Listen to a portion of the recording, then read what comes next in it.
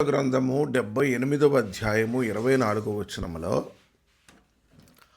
ఆహారమునకై ఆయన వారి మీద మన్నాను కురిపించెను, ఆకాశ ధాన్యము వారికి అనుగ్రహించెను అని వ్రాయబడి ఉంది.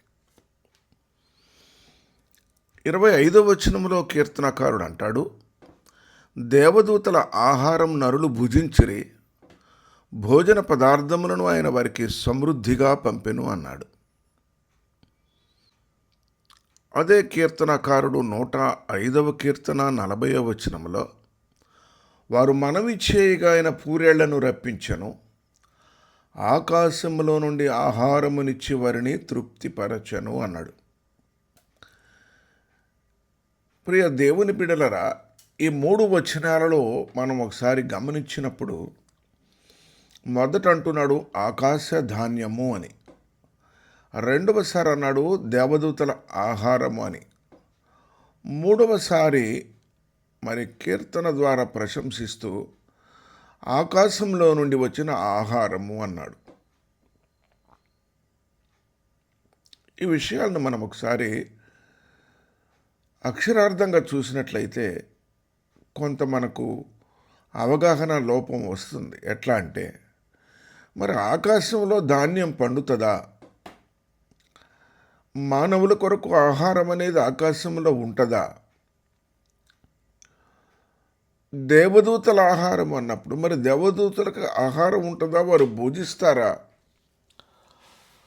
ఈ 3 ప్రశ్నలు, 3 సంగతులు మనము ధ్యానం చేయవలసిన అవసరం ఉంది.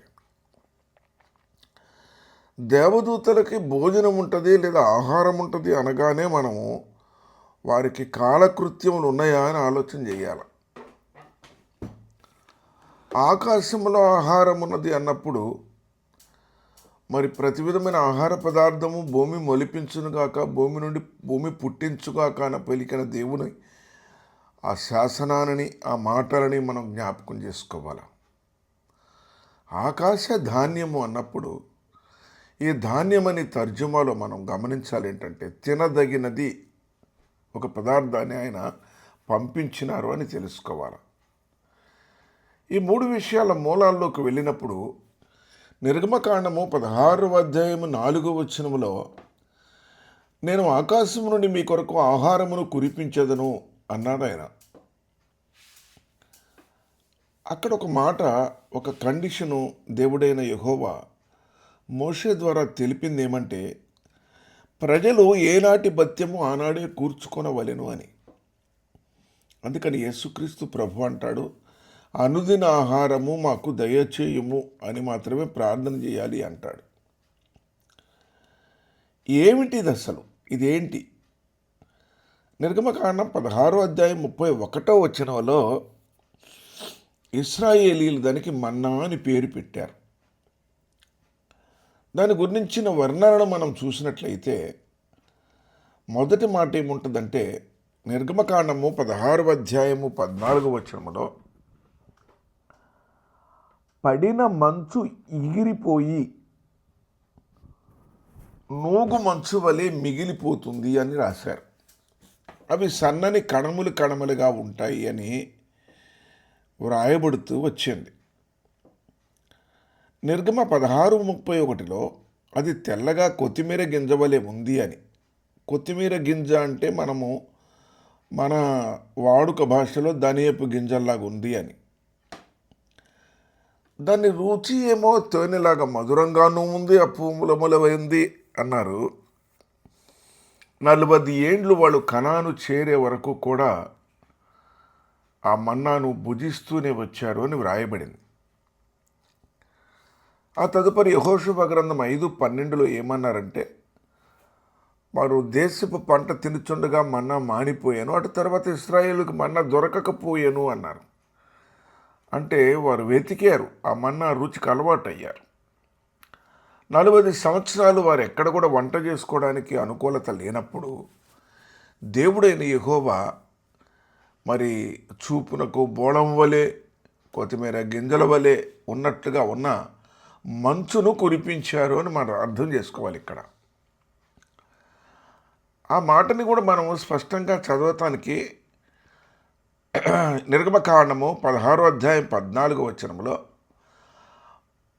పడిన మంచు ఎగిరిపోయిన తరువాత నూగు మంచు వలె సన్నని కణములు అరణ్యపు భూమి మీద కనబడెను అన్నాడు. 6 లక్షల కాల్బలాన్ని పోషించడం అంటే చిన్న విషయం కాదు.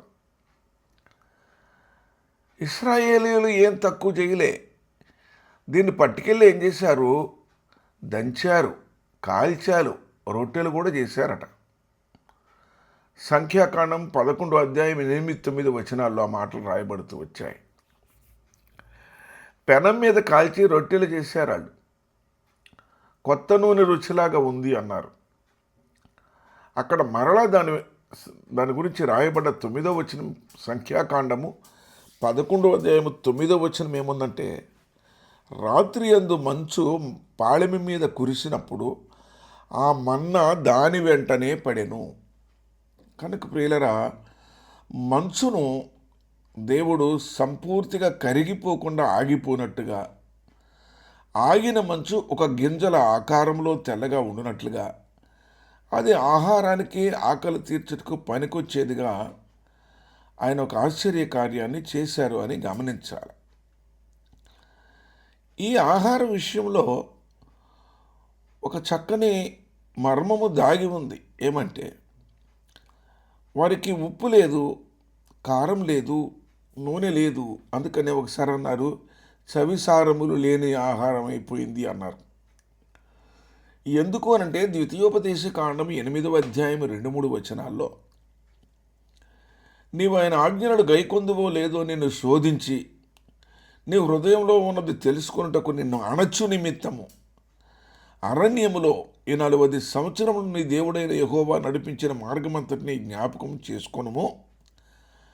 ఆహారం వలననే కాక యెహోవా సెలవిచ్చిన ప్రతి మాట వలన నరులు బ్రతుకుదురని నీకు తెలియజేయుటకు ఆయన నిన్ను అణచి నీకు ఆకలి కలుగజేసి నీవే గాని నీ పితరులే గాని ఎన్నడూ ఎరుగని మన్నాతో నిన్ను పోషించెను. ఏమండి, ఒక మనిషికి ఆకలి అయినప్పుడు ఏదైనా తిని ఆకలి తీర్చుకుంటాడు. కానీ ఆకలి తీరి మనిషి ఏమవుతాడంటే రుచి కొరకు వెతుకుతాడు. ద్వితీయోపదేశకాండం 8:16లో, తుదకు నీకు మేలు చేయవలని నిన్ను అణుచుటకును శోధించుటకును నీ పితరులు ఎరుగని మన్నాతో అరణ్యమున నిన్ను పోషించను. వారిని శోధించినాడు. ఎంతకాలం తినాలి దీన్ని? ఎన్ని విధాలుగా తిన్నా ఒకే రుచి, ఒకే పదార్థం, ఒకే ఆహారం. ఏం తినాలి ఇది, ఎలా తినాలి అని వారు విసిగిదాకా. అందుకే వారు మాంసాపేక్ష గలవారైనప్పుడు ఏడ్చినారని రాయబడింది. అసలు ఈ మంచు గురించి యోబు గారు ఒక మర్మం రాసినాడు. యోబు గ్రంథము 37వ అధ్యాయం 10వ వచనములో, దేవుని ఊపిరి వలన మంచు పుట్టును అన్నాడు. మంచు గడ్డ కడుతుంది, మంచు నీరుగా కురుస్తుంది, మంచు ఆవిరిగా కూడా మరి కనబడతా ఉంది, ఒక పొగలాగా కనబడతా ఉంది. అందుకన్నాడు, మంచుగడ్డ ఎవని గర్భంలో నుండి వచ్చునో ఆకాశము నుండి దిగి మంచును ఎవరు పుట్టించును అన్నాడు. అది ఒక ఆశ్చర్య కార్యం దేవుడు చేశాడంతే.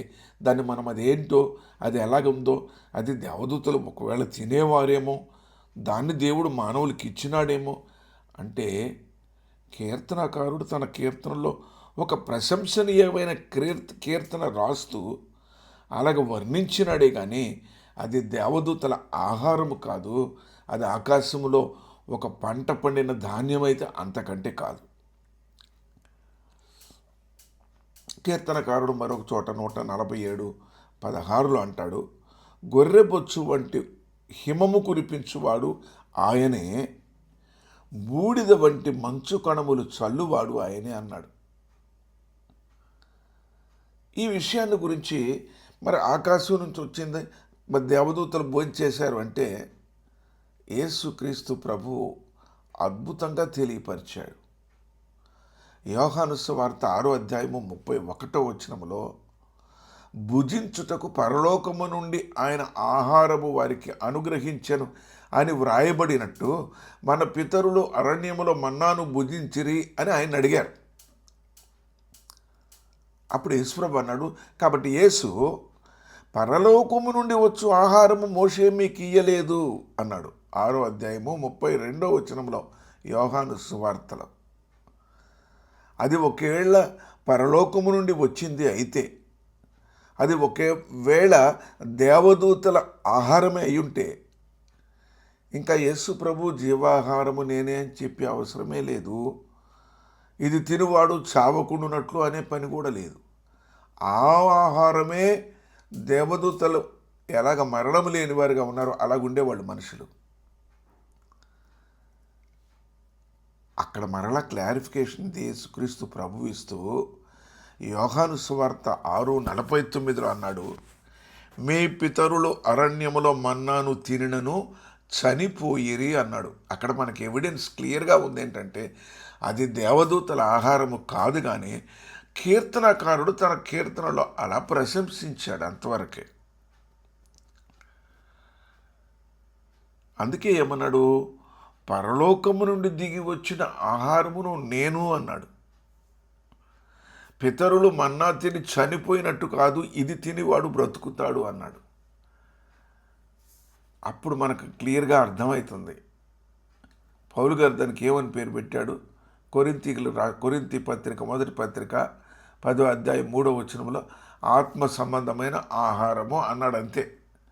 ఈ దేవదూతలదా, లేకపోతే మేఘాల నుంచి వచ్చిందా, ఆకాశం నుంచి వచ్చిందా, అది ఏమైంది, ఎవరి భోజనం ఎవరికి పెట్టారు అనకుండా చక్కని మాట వాడినాడు. ఇదే ఆత్మ సంబంధమైన ఆహారము అన్నాడు. ఎలాగైతే మంచు కరిగిపోయి కనబడకుండా పోద్దో అలాగే మన్నా 1 దినము కంటే ఎక్కువ ఉండదు అని చెప్పాడు. కొలత ప్రకారం తీసుకోవాలి కానీ ఎక్కువ కూర్చుకోవద్దు అన్న, కూర్చుకున్న వారికి అది చెడిపోయింది అని కూడా రాశాడు. కానీ దేవుడు మన్నా విషయంలో అద్భుతమైన విధానాలను మనము ఆయన మరి జరిగించిన సంగతులు విన్నప్పుడు ఆశ్చర్యమే.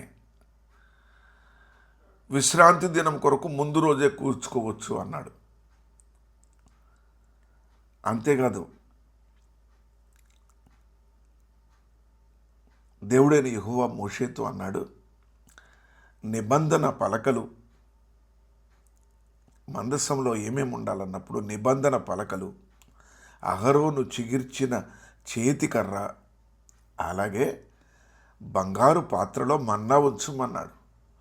వారి తరం వారు, తరువాత తరం వారు ఇదేమి అని అడిగితే వారు చెప్పేలాగా దాన్ని ఉంచమన్నాడు. అంతకాలము మందసం ఉన్నంతకాలం మన్నా చెడిపోకుండా నిలిచి ఉండేలాగా దేవుడు దాన్ని ఆశీర్వదించాడు. కనుక అక్కడ ఒక మర్మం ఏమి కనిపిస్తుంది మనకంటే, ప్రతిరోజు దేవుడు వారి ఆకలి తీర్చే ఆహారం ఇచ్చినాడు. వారి ఆకలి తీరింది అంటే అది వర్షించటం ఆగిపోతూ ఉంది. రేపటికి కూడా మీరు కూర్చుకోండి అన్నప్పుడు రేపటి వరకు ఉంటుంది. ఆయన ఆజ్ఞ లేకపోతే అది రేపటి వరకు ఉండదు. ఒకవేళ అధికంగా తీసుకొచ్చి దాచుకున్నా అది పాడవుతుంది. మందసంలోకి వెళ్ళిన తర్వాత మన్నగల పాత్రలో ఉన్న మన్నా ఏనాడూ చెడిపోలేదు. ఈ విషయాలన్నిటిని గురించి ప్రకటన గ్రంథంలో రాస్తూ 2వ అధ్యాయం 17వ వచనంలో ఒక ఆశ్చర్యకరమైన మాట రాయబడి ఉంటుంది. జయించువానికి మరుగై ఉన్న మన్నాను భుజింపనిస్తును అంటాడు. మన్నా మరుగై, మన్నా కంటే శ్రేష్టమైన యేసుక్రీస్తు ప్రభువుగా ఈ లోకానికి వచ్చి జీవాహారము నేనే అని చెప్పినాడు. ఆ ప్రభువును మనం భుజిస్తున్నాము అంటే రొట్టె కాదు, ఇక్కడ వాక్యము శరీరధారి ఆయను. అందుకే ఆ వాక్యాన్ని గురించి దావీదు అంటాడు, జుంటి తేనె ధారల కంటే మధురంగా ఉంది నీ వాక్యం అంటాడు. అంటే ఆయన కీర్తనల గ్రంథం పుస్తకంలో కాగితాలు తిన్నాడా? అది కాదు కదా. అక్షరార్థంగా మనం మాట్లాడకూడదు. అక్కడ క్రొవ్వు మెదడు దొరికినట్లు ఉంది నాకు అన్నాడు. నీ ఆజ్ఞలు నీ శాసనములు చదువుతుంటే అన్నాడు. అవి వర్ణనలు మాత్రమే. కనుక మన్నా మంచులో ఒక రకం అది. మంచు కురిసి ఎగిరిపోయినప్పుడు ఆ మిగిలిపోతూ ఉంది కణాలు కణాలుగా లేదా గింజలు గింజలుగా.